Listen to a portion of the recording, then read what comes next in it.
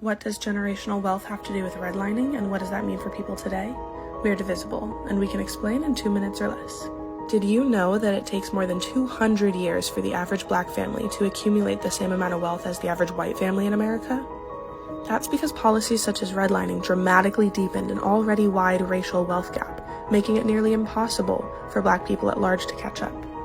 The issue begins as far back as slavery, but was worsened by redlining. Wealth generally builds from generation to generation. Black Americans were intentionally left behind, while white families were able to expand on their wealth through home ownership, investments, and compounding interests. Following the Great Depression, the government began redlining neighborhoods deemed as risky investments, barring black home buyers from receiving mortgages.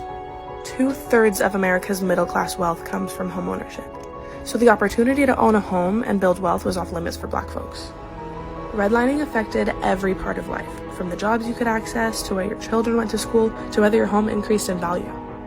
All of these issues have compounded in the drastic racial wealth gap seen today.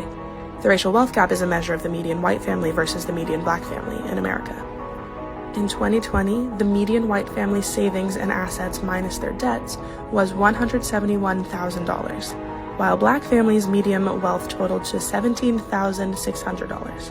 That's 10 times the wealth. Follow us to learn more about these issues and keep an eye out for ways you can watch our film, Divisible.